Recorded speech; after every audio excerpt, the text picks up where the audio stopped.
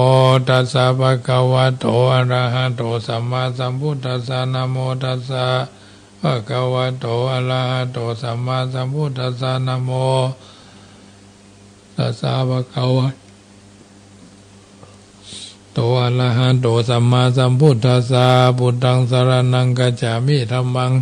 สรณังคัจฉามิสังฆังสรณังคัจฉามิทุติยัมปิพุทธัง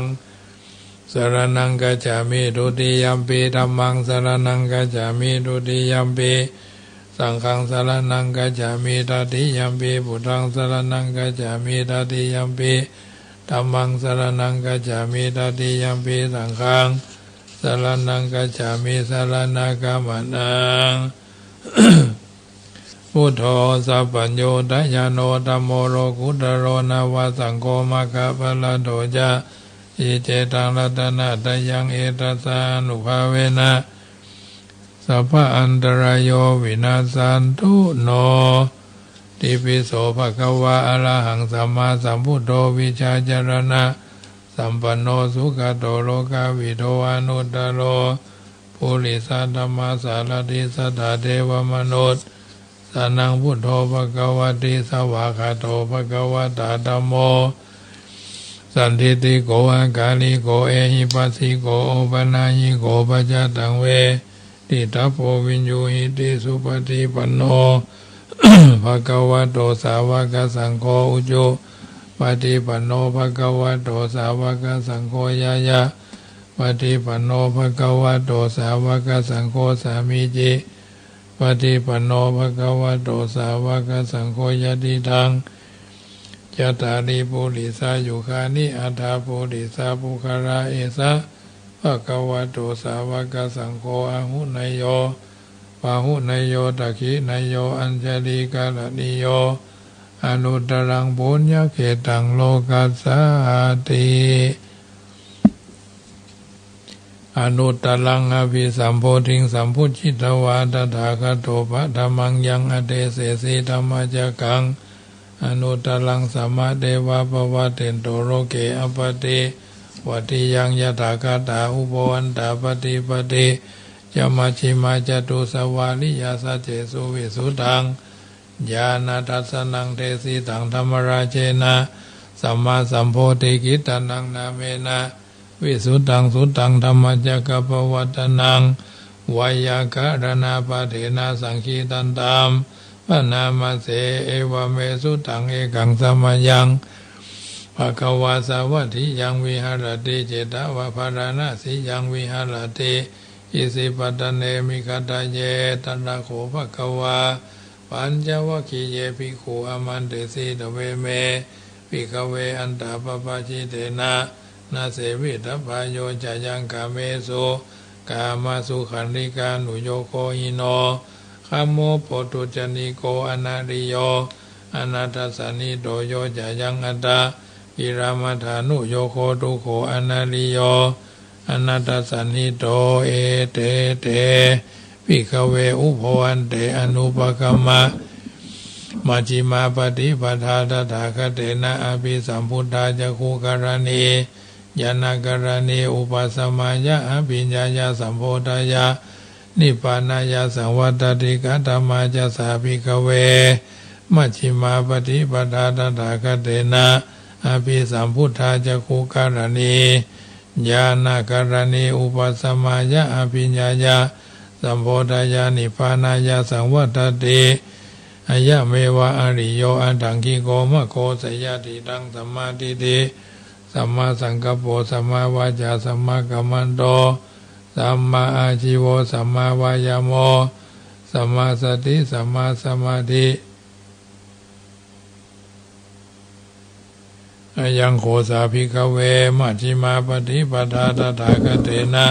อภิสัมพุทธาจักขุกรณี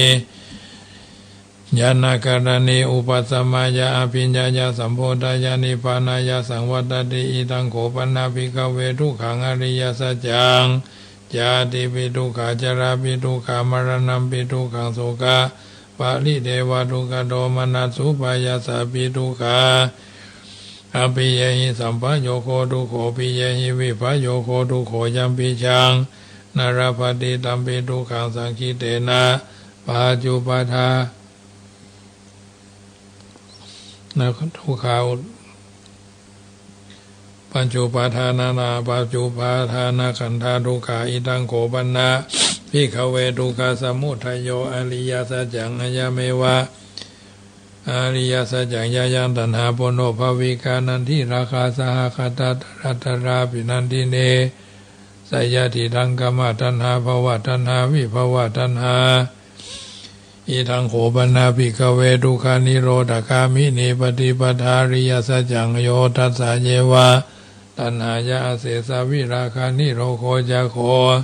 ปฏินิสัโคมุติอนาระโยอิทังโขปันนาภิกขเว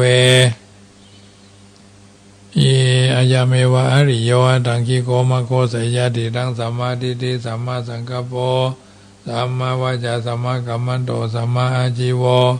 สัมมาวายาโมสัมมาสติสัมมาสมาธิอิทังทุกขังอริยสัจจันติเมภิกขเวภุเพอนันโนสุเตสุธัมเมสุจักขุงอุตตปาทิญาณังอุตตปาทิปัญญาอุตตปาทิวิจาอุตตปาทิอโลโกโอตปาทิตังโขปานิตังทุกขังอริยสัจจังปริญญายันติเมภิกขเวภุเพอนันโนสุเตสุธัมเมสุจักขุงอุตตปาทิญาณังอุตตปาทิปัญญาอุตตปาทิวิจาอุตตปาทิอโลโกอุตตปาทิตังโขปานิตังทุกขังอริยสัจจังปริญญายันติเมภิกขเวภุเพอนันโนสุเตสุธัมเมสุจักขุงอุตตปาทิญาณังอุตตปาทิปัญญาอุตตปาทิวิจาอุตตปาทิอโลโกอุตตปาทิตังโขปานิตังทุกขังอริยสัจจังปริญญายันติเมภิกขเวภุเพอนันโนสุเตสุธัมเมสุจักขุงอุตตปาทิญาณังอุตตปาทิปัญญาอุตตปาทิวิจาอุตตปาทิอโลโกอุตตปาทิตังทุกขาสมุทัยโยอริยสัจจันติเมภิกขเวภุเพอนันโนสุเตสุธัมเมสุจักขุงอุตตปาทิญาณังอุตตปาทิปัญญาอุตตปาทิวิจาอุตตปาทิอโลโกอุตตปาทิตังโขปานิตังทุกขาสมุทัยโยอริยสัจจังปหาทัพพันติเมภิกขเวภุเพอนันโนสุเตสุธัมเมสุจักขุงอุตตปาทิญาณังอุตตปาทิปัญญาอุตตปาทิวิจาอุตตปาทิอโลโกอุตตปาทิตังโขปานิตังทุกขาสมุทัยโยอริยสัจจังอายะเมวะอริยสัจจังปะหินันติเมภิกขเวภุเพอนันโนสุเตสุธัมเมสุจักขุงอุตตปาทิญาณังอุตตปาทิปัญญาอุตตปาทิวิจาอุตตปาทิอโลโกอุตตปาทิตังทุกขาทุกขานิโรธอริยสัจจันติเมภิกขเวภุเพอนันโนสุเตสุธัมเมสุจักขุงอุตตปาทิญาณังอุตตปาทิปัญญาอุตตปาทิวิจาอุตตปาทิอโลโกอุตตปาทิตังโขปานิตังทุกขานิโรธอริยสัจจังสักขิเจสัจจิกาตพันติเมภิกขเวภุเพอนันโนสุเตสุธัมเมสุจักขุงอุตตปาทิญาณังอุตตปาทิปัญญาอุตตปาทิวิจาอุตตปาทิอโลโกอุตตปาทิตังโขปานิตังทุกขานิโรธอริยสัจจสัจจิกาตันติเมภิกขเวภุเพอนันโนสุเตสุธัมเมสุจักขุงอุตตปาทิญาณังอุตตปาทิปัญญาอุตตปาทิวิจาอุตตปาทิอโลโกอุตตปาทิอิตังทุกขานิโรธกามินีปฏิปทาอริยสัจจันติเมภิกขเวภุเพอนันโนสุเตสุธัมเมสุจักขุงอุตตปาทิญาณังอุตตปาทิปัญญาอุตตปาทิวิจาอุตตปาทิอโลโกอุตตปาทิตังโขปานิตังทุกขานิโรธกามินีปฏิปทาอริยสัจจังภาเวทัพพันติเมภิกขเวภุเพอนันโนสุเตสุธัมเมสุจักขุงอุตตปาทิญาณังอุตตปาทิปัญญาอุตตปาทิวิจาอุตตปาทิอโลโกอุตตปาทิตังโขปานิตังทุกขานิโรธกามินีปฏิปทาอริยสัจจังภาวิตันติเมภิกขเวภุเพอนันโนสุเตสุธัมเมสุจักขุงอุตตปาทิญาณังอุตตปาทิปัญญาอุตตปาทิวิจาอุตตปาทิอโลโกอุตตปาทิยาวะ เอวันจะเมภิกขเวอิเมโสจตุสุอริยสัจเจสุเอวันติปริวัตังนวาทสาการังยถาภูตัง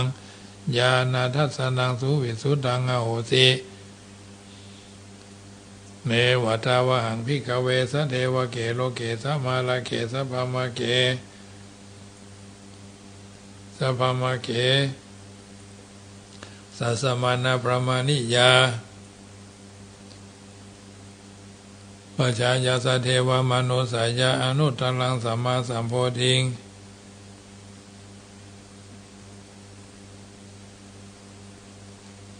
ภิสัมโพธิงสัมโพสัมมาสัมโพธิงสัมโพอภิสัมโพสัมมาสัมโพธิงอภิสัมพุทโธปัญชัญญสิงยโตจะโขเมภิกขเวอิเมสุจตุสุอริยสัจเจสะปัญญาสิงยโตจะโขเมภิกขเวอิเมสุจตุสุอริยสัจเจสุเอวันติปริวัตังนวาทสาการังยถาภูตังญาณทัสสนังสุวิสุตังอาโหสิเนวตาวหังภิกขเวสเทวเกโลเกสมาระเกสัพพมเกสัสมานะประมาณิยาปัจจายสเทวมนุสายะอนุตตรังสัมมาสัมโพธิงอภิสัมพุทโธปัญจัญญสิงยะโตจะโขเมภิกขเวอิเมโสยะตุสุอริยสัจเจสุเอวันติปริวัตังนวาทสาการังยะถาภูตังญาณทัสสนังสุวิสุตังอโหสิอัตหังภิกขเวสเทวเกยะถาภูตังญาณทัสสนังสุวิสุตังอโหสิอัตหังภิกขเวสเทวเกโลเกสัพพมเกสัพพมเกสัสสมานะปมาณิยาปัจจายสเทวมนุสายะอนุตตรังสัมมาสัมโพธิงอภิสัมพุทโธปัญญาสิงจโตจะโขเมภิกขเวอิเมสุจตุสุอริยสัจเจสุเอวันติปริวัตังนวาทสาการังยถาภูตังญาณทัสสนังสุวิสุตังอโหสิกุปาเมวิมุตติอายามาอายมันติมาจตินาติปุณะภโวติอิทัมโวจาภควาธัมมนาปัญจวัคคียาภิกขุภควโตภาสิตังอภินันตุงิมัสสมิญจาปนะวายาการณสมิงปัญญามเนอายสมะโตโกณัญญาสาอัญญาโกณัญโยตเววะนามังอโหสิติธรรมจักรปวัตตนาสุตังนิติตังโกณัญโยปัตติโยวะโพโกณัญโยปัตติโยวะโพมหานโมจะอาสจิเอเตปัญจมหาเถระปัญจวัคคีติวุจเลติปุมมานังเวนะพัมปุมานังเดวานังสัตตังสุตวะจตุมหาราชิกาเดวะสัตตมนุสสเวสุงจตุมหาราชิกานังเดวานังสัตตังสุตวะตาวติงสาเดวะสัตตมนุสสเวสุงตาวติงสานังเดวานังสัตตังสุตวะยามาเดวะสัตตมนุสสเวสุงยามานังเดวานังสัตตังสุตวะภมะปริเจดุสิตาเดวะสัตตมนุสสเวสุงดุสิตานังเดวานังสัตตังสุตวะนิมานรติเดวะสัตตมนุสสเวสุงนิมานรตินังเดวานังสัตตังสุตวะปาลานิมมิตาวาสวัตติเดวะสัตตมนุสสเวสุงปาลานิมิตาวาสวัตติเดวะสัตตมนุสสเวสุงปาลานิมิตาวาสวัตตินังเดวานังสัตตังสุตวะภมาปริสัจจเดวะสัตตมนุสสเวสุงภมาปริสัจจานังเดวานังสัตตังสุตวะภมาปโรหิตาเดวะสัตตมนุสสเวสุงภมาปโรหิตานังเดวานังสัตตังสุตวะมหาปมาเดวะสัตตมนุสสเวสุงมหาปมานังเดวานังสัตตังสุตวะปริตาภาเดวะสัตตมนุสสเวสุงปริตาภานังเดวานังสัตตังสุตวะอัปปมานาเดวะสัตตมนุสสเวสุงอัปปมานาภานังเดวานังสัตตังสุตวะอัปปัสสลาเดวะสัตตมนุสสเวสุงอัปปัสสลานังเดวานัง สัตตังสุตวะปริตาสุภาเดวะสัตตมนุสสเวสุงปริตาสุภานังเดวานังสัตตังสุตวะอัปปมานาสุภาเดวะสัตตมนุสสเวสุงอัปปมานาสุภานังเดวานังสัตตังสุตวะสุภกินนากาเดวะสัตตมนุสส เสเวสุงสุภาสุภากินากานังเดวานังสัตตังสุตัวอาสัญญีสัทธาเดวาสัทธามนุสสาเวสุงอาสัญญีสัทธานังเดวานังสัตตังสุตัวเวหภดาเดวาสัทธามนุสสาเวสุงวาวิเวหภดานังเดวานังสัตตังสุตัวอัตตปาเดวาสัตตมนุสสาเวสุงอวิหานังเดวานังสัตตังสุตัวอัตตปาเดวาสัตตมนุสสาเวสุงอัตตปานังเดวานังสัตตังสุตัวสุทัสสะเดวาสัตตมนุสสาเวสุงสุทัสสะนังเดวานังสัตตังสุตัวสุทัสสีเดวาสัตตมนุสสาเวสุงสุทัสสีนังเดวานังสัตตังสุตัวอาการนิตากาเดวาสัตตมนุสสาเวสุงเอตัมภะคะวะตาปรณาสิยังอิสิปตเนมิคัตตาเยอนุตตรังธรรมจักขังภวติตังอปฏิวัติยังสัมมเนนะวะพระมเนนะวะเทเวนะวะมาเรนะวะภมุนะวะเกนะจีวะโลกัสสมินติอิติหะเตนะคะเนนะเตนะโมเตนะยาวะภมโรเกสมสัทโธอภุกจิอายัญจตัสสะสหัสสีโลกาตตุสังกัมปิสัมภคัมปิสัมภเวทิอภมโนจะโอลาโลโอบาสุโลเกปตุระโหสิอธิกเมวะเทวานังเทวานุภาวังอัตถโขภะคะวาอุทานังอุทานเนสิอัญญาสีวัตตโพโกณัญโยอัญญาสีวัตตโพโกณัญโยติอิติหิตังอัญญสมาโตโกณัญญสะอัญญาโกณัญโยตเววะนามังอโหสิติธรรมจักขปวัตตนะสุตานิติตังโกณัญโยปฏิโยวะโพมหานามโมจาสชิเอเตปัญจมหาเถระปัญจวัคคีติอุจจเลติติธรรมจักขปวัตตนะสุตังนิติตังโกณัญโยปฏิโยวะโพมหานามโมจาสชิเอเตปัญจมหาเถระปัญจวัคคีติอุจจเลติยันตุนิมิตังอวะมังกรัญจโยจามนาโพสกุณาสัสสะโตปะปะกะโหตุสุปินังอาการตังพุทธานุภาเวนะวินาสเมนตุยันตุนิมิตังอวะมังกรัญจโยจามนาโพสกุณาสัสสะโตปะปะกะโหตุสุปินังอาการตังธรรมานุภาเวนะวินาสเมนตุยันตุนิมิตังอวะมังกรัญจโยจามนาโพสกุณาสัสสะโตปะปะกะโหตุสุปินังอาการตังสังฆานุภาเวนะวินาสเมนโตญาติโยมสาธุชนท่านผู้ฟังทั้งหลายได้ยินได้ฟังการสังวาสสวดนิยายพุทธคุณธรรมคุณสังฆคุณเป็นที่เสร็จสัดเรียบร้อยต่อไปก็จะเป็นธรรมปฏิพรท่านสาธุชนท่านผู้ฟังได้ยินได้ฟังเป็นลำดับไปมีพุทธภาษิตไว้บทหนึ่งว่ามาวะมันเยทะปุญญัสสะนะมัตตังอาคามิสันอาคามิสติอะทะพินทุนิปาเตนะอุทกรรมโพปิปูรติทีโรปุญญัสสะโถกังปิอาจินันติเป็นต้นน้ำธรรมคำสอนส่วนนี้เพื่อเป็นเครื่องประดับสติปัญญาแก่ท่านผู้ฟังทั้งหลายที่เปิดวิทยุรับฟังรายการเสียงธรรมก่อนรับตาผู้มีจิตศรัทธา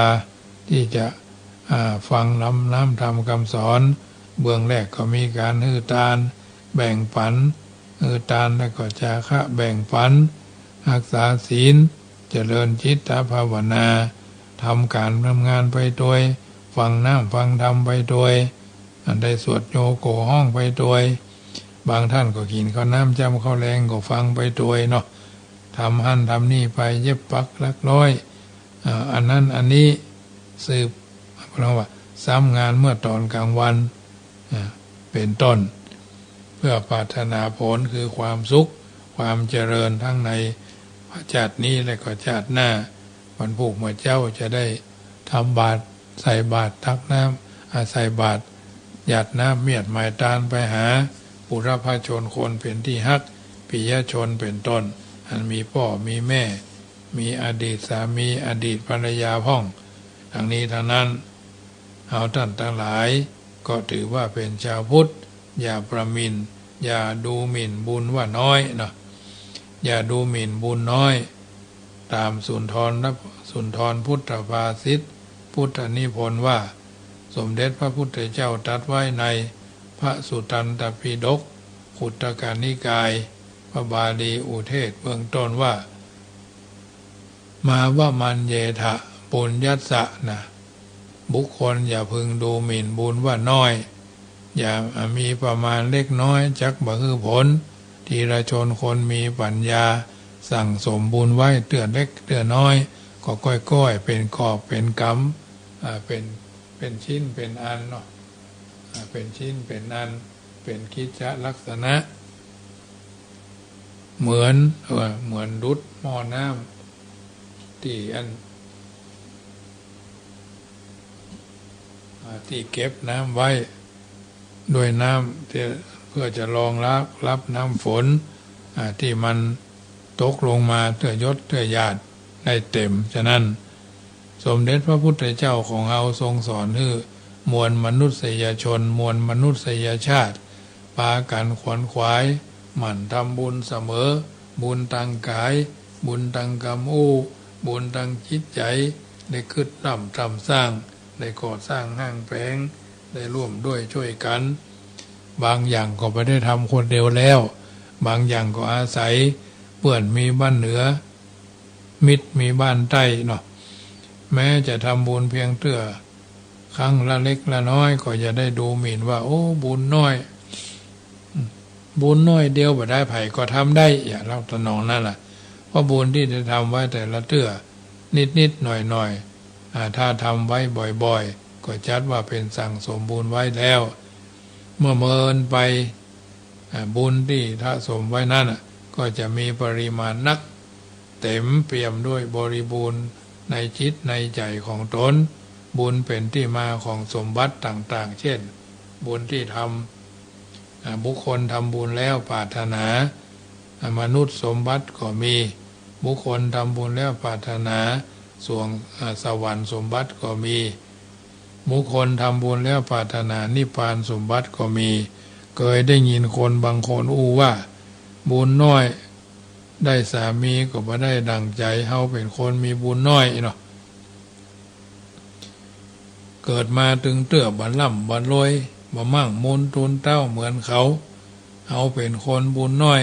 ได้ผัวภาษาชาวบ้านเนาะได้ผัวก็บ่ได้ดังใจได้เมียก็บ่ได้ดังใจได้ลูกก็บ่ได้ดังใจเนาะเฮาเป็นคนบุญน้อยได้เมียก็บ่ได้ดังใจเฮาเป็นคนบุญน้อยได้ลูกบ่าวลูกสาวก็บ่ได้ดังใจเพิ่นคือเป็นผู้เมียเพิ่นเป็นผู้ก็ลูกไม่เป็นแม่เพิ่นได้คือเป็นแม่ก็ลูกไม่เป็นผู้เจ็บหัวแตะๆนี่ล่ะเราอ่อนบ่เดียวเนี่ยเฮาเป็นคนบุญน้อยได้เพื่อนก็บ่ได้ดังใจมาก็จะเอาบ่ได้ดังใจก็งอนจี้ออดจี้แอดงองอดงอแงด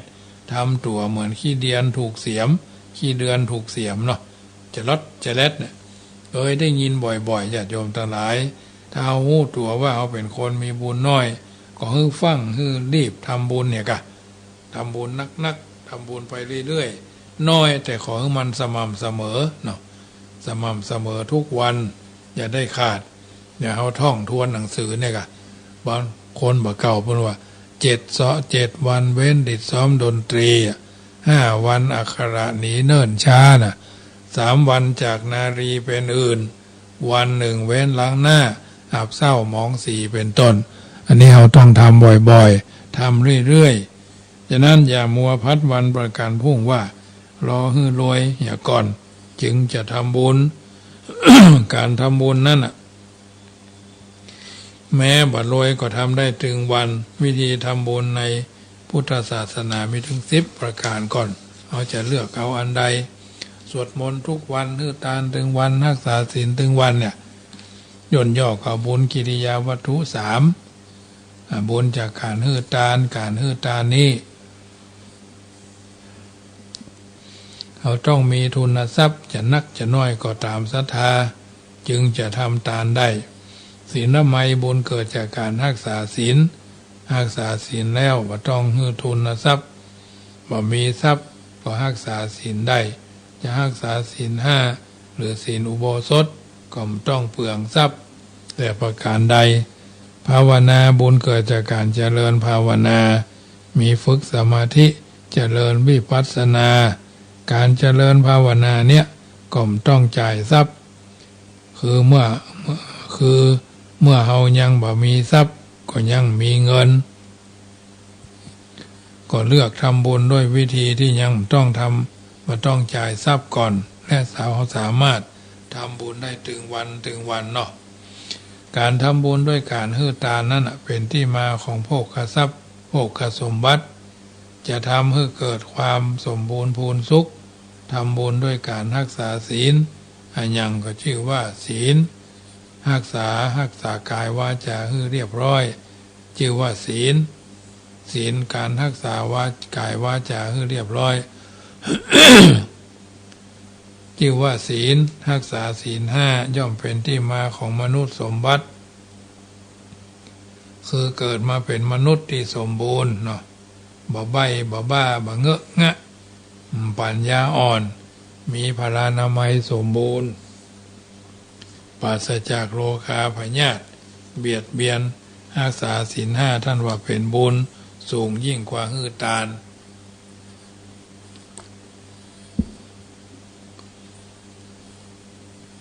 การรักษาศีลห้าหรือศีลอุโบสถย่อมเป็นที่มาแห่งสวรรค์สมบัติการรักษาศีล8ชื่อว่าอุโบสถศีลอุโบสถเนาะเป็นบุญสูงกว่าการรักษาศีลห้า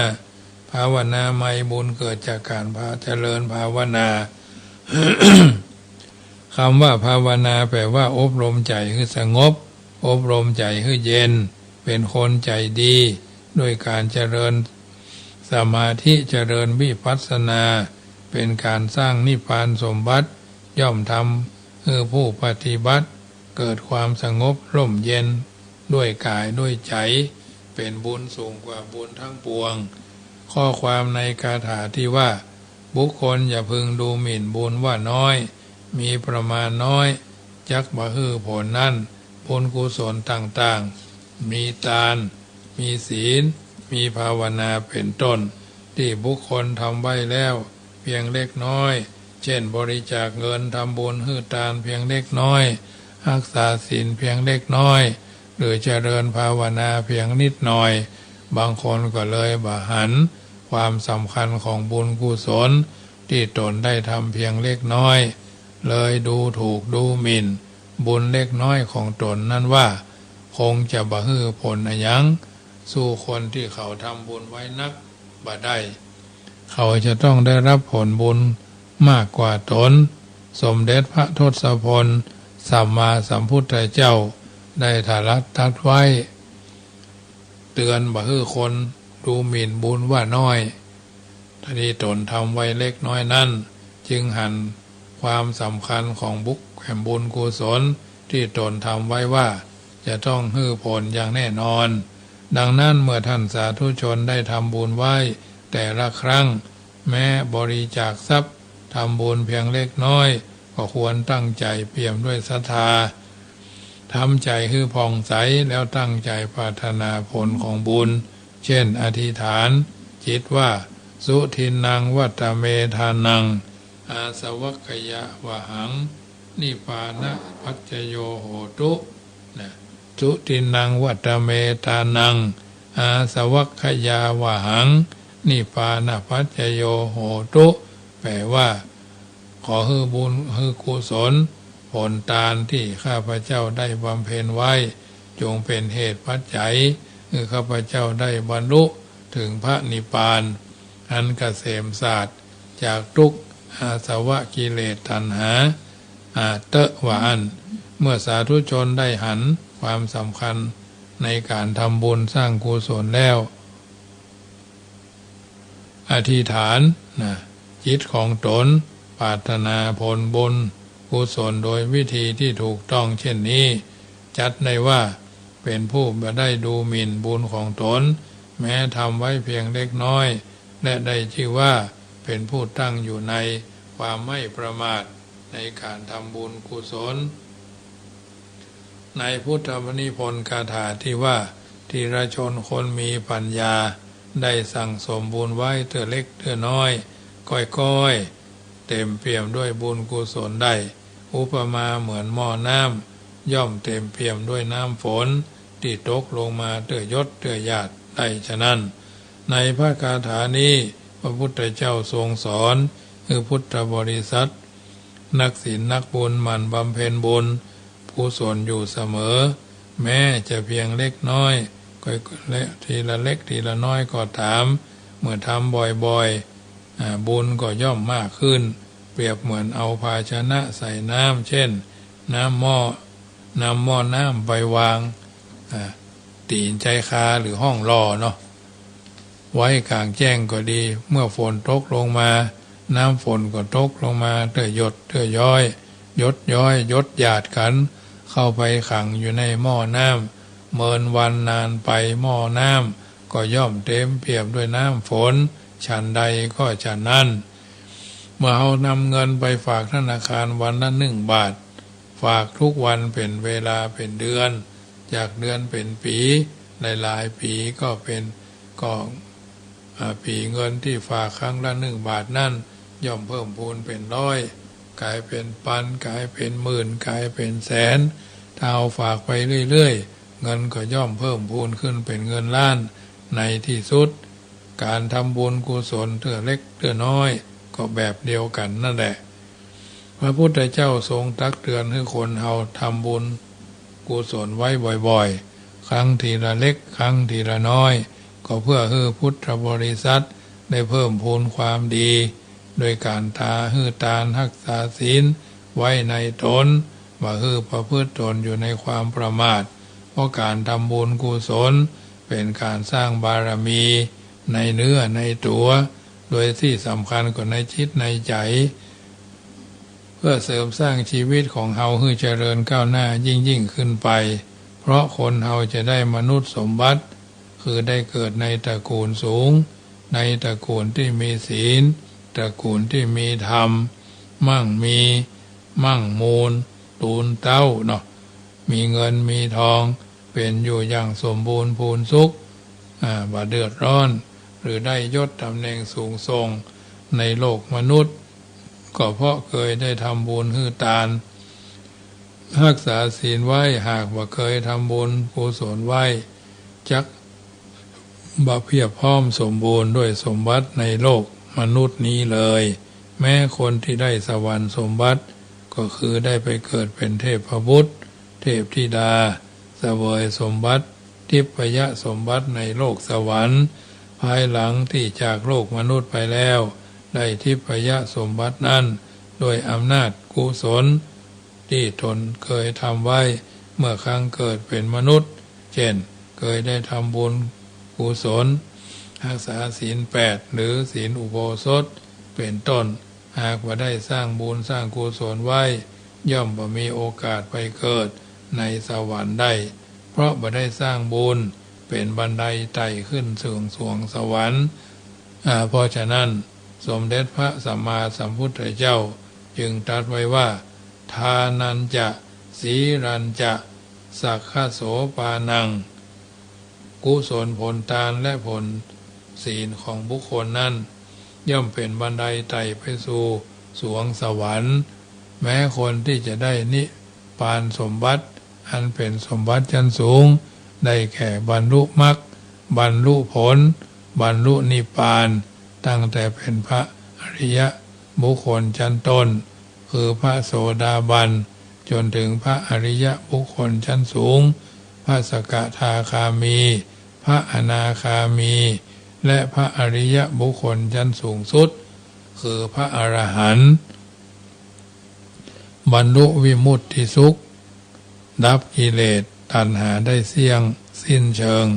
บุคคลที่ได้นิพพานสมบัติดังกล่าวมานี้ก็ล้วนแต่เคยได้ทำบุญกุศลมีการให้ทานรักษาศีลปฏิบัติธรรมได้เจริญสมถกรรมฐานวิปัสสนากรรมฐานติดต่อกันหลายภพหลายชาติ จึงสามารถบรรลุพระนิพพานได้ ถ้าหากว่าได้ทำบุญสร้างสมบารมีไว้ ก็สามารถจะได้สมบัติสูงสุดคือพระนิพพานสมบัติในที่สุด ดังนั้นสมเด็จพระบรมศาสดาจารย์ของเฮาจึงตัดเทศนาสอนพุทธบริษัทนักศีลนักบุญอุบาสกอุบาสิกาว่าบ่ฮือมีชีวิตอยู่อย่างประมาทเร่งรัดรีบเร่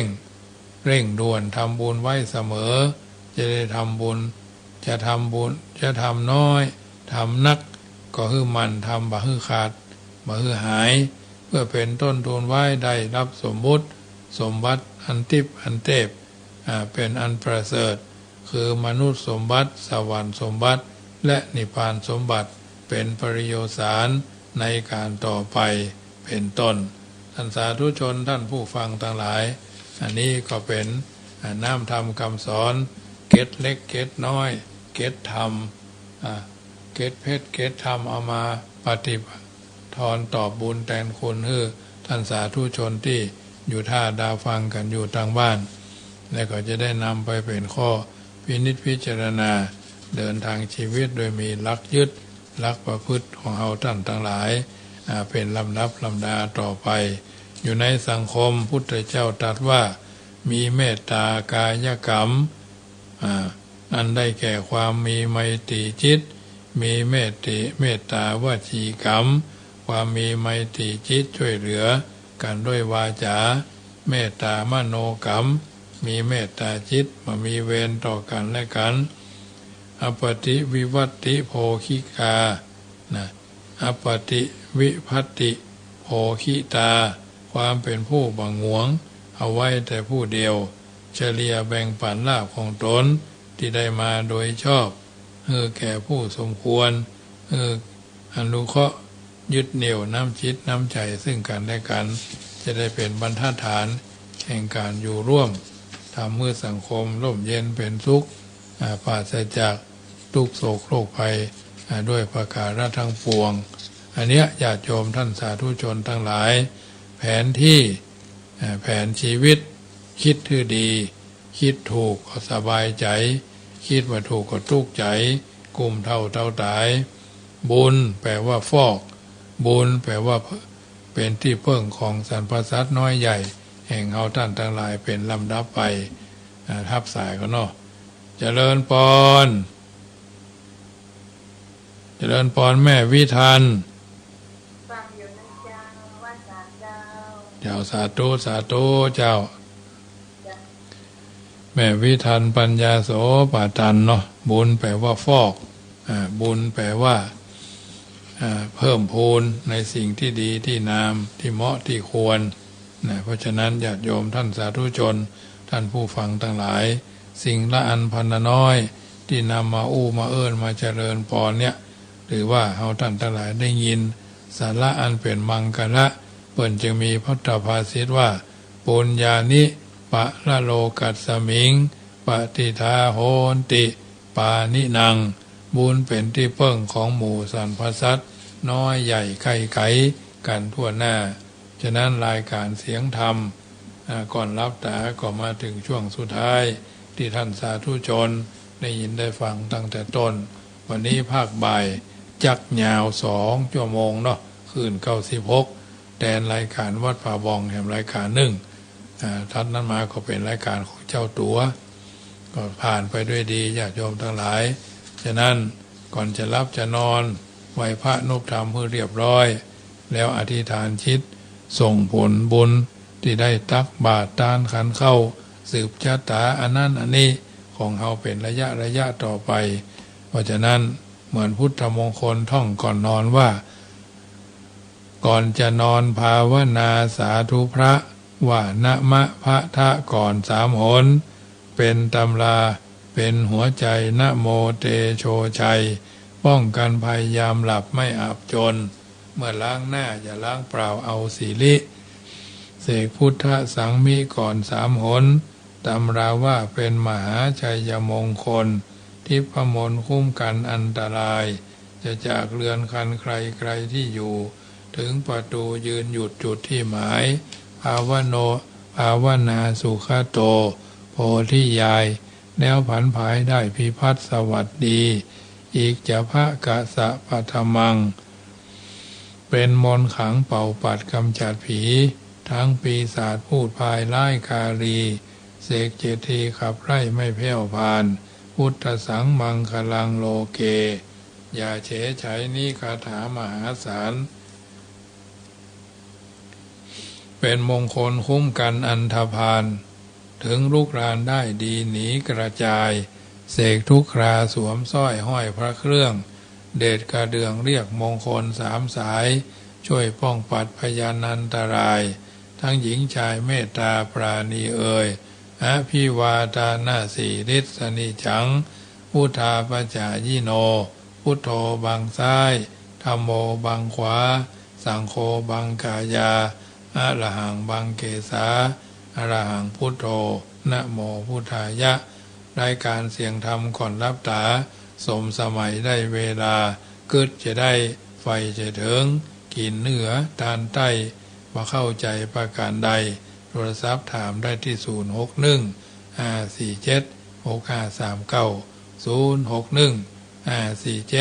061-547-6539 ในวันที่24เดือนกุมภานี้เป็นวันมาฆบูชาเป็นเทศกาลแห่งความฮักของพุทธศาสนิกชนพุทธบริษัททั้งหลายวัดจังกรรมเชิญร่วมทำบุญเป็นเจ้าภาพพระป่ามหาทานบารมีกองทุนเข้าล้นบาทเพื่อเลี้ยงกับเยาวชนคนรุ่นใหม่โรงเรียนวัดช้างคำประมาณ20คนรูปเนาะคนรูปซึ่งก็เป็นนอเนื้อเป็นห้องเยาวชนของชาติโรงเรียนศูนย์ตำบลมะกอกอันหมายมีผู้อำนวยการอำนวยเป็นต้นเป็นประธานเนาะธรรมภาพเป็นกรรมการบริหารว่ากรรมการอุปถัมภ์โรงเรียนก็น้อมเอิญเจริญปอนเนอะ99กองบุญ99กองบุญกองบุญละ19 บาทเนาะเพื่อเป็นการซื้อขนมนมเนยอาหารกลางวันเดือนละ1 ครั้งฝ่ายใจคือใจก็สามารถติดต่อประสานงานที่กองทุนเข้าล้นบาท531-005-9903ธนาคารกรุงไทยสาขาแม่ทาเนาะ531-005-9903จัตตาโลธรรมาอันว่าธรรม4ประการบุคคลไวๆกาบก็จะมีอายุมีวรรณะมีสุขะมีพละกำลังฟันฝ่าอุปสรรคกิจการงานอันเป็นที่เป็นสัมมาปฏิบัติร่วงเลยรุ่งโรจน์ไปใจนั่นจุงจักมีอายุวันโนสุขังปะลังขอเจริญพร